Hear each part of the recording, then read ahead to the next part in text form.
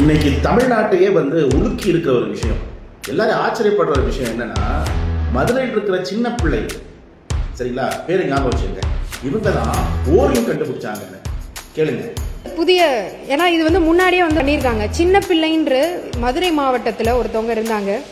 அவங்க ஓரிங் ஹைட்ரோக்ளாலிக் சிஸ்டத்தை ஆயில் லீக்காம இருக்கிறதுக்கு அந்த ஒரு இதை எம்எஸ்எம்இல இருக்கிற ஒரு எஸ்எஜி மதுரையில் இருக்கிற ஒரு பெண்மணி அதை பண்ணிட்டு இருந்தாங்க. அப்போவே வாஜ்பாய் அவர்கள் அவங்க வீட்டில் போய் அவங்களுடைய காலில் கும்பிட்டு இருந்தாங்க. கேட்டீங்களா? இந்த அம்மா தொழில்துறை அமைச்சர். தொழில்துறை அமைச்சருக்கு ஓரிங்னா என்னன்னு தெரிஞ்சிருக்கணும். ஓ ரிங், சரிங்களா? அதுவும் ஹைட்ராலிக் ஓரிங், அவங்க ஹைட்ரோக்ளோரிக் ஓரிங்னு சொல்றாங்க. ஹைட்ராலிக்கும் ஹைட்ரோக்ளோரிக்கும் அந்த அம்மாக்கு வித்தியாசம் தெரியல. ஹைட்ரோக்ளாலிக் சிஸ்டத்தை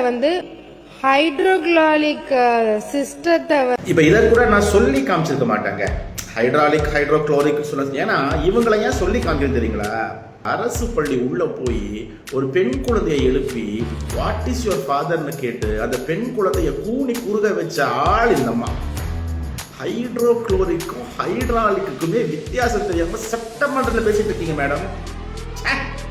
இப்போ சின்ன பிள்ளை தான் கண்டுபிடிச்சாங்க, வாஜ்பாய் பாராட்டினாருன்னாங்க.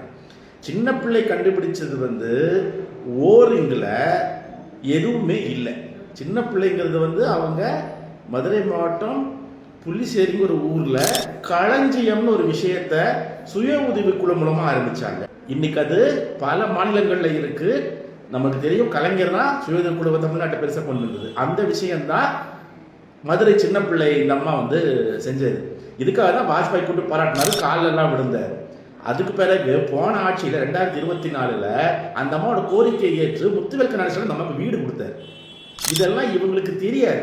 சட்டமன்றத்துக்குள்ளேயே இவ்வளவு பொய் சொல்றவங்க வெளியே என்னெல்லாம் சொல்லுவாங்க யோசிச்சு பாருங்க. சட்டமன்றத்துக்குள்ள மதுரை சின்ன பிள்ளை ஓரிங் கண்டுபிடிச்சாங்கிறாங்க. ஓரிங் கண்டுபிடிச்சது 1896. சரிங்களா? வாயில தொழில்துறை அமைச்சருக்கு தொழில்துறை பற்றி, தொழில்துறை முதலீடு பற்றி தான் ஒன்றும் தெரியலனா, மதுரையில் இருக்கிற சின்ன பிள்ளை அந்த அம்மா பத்தி கூட தெரியலையே.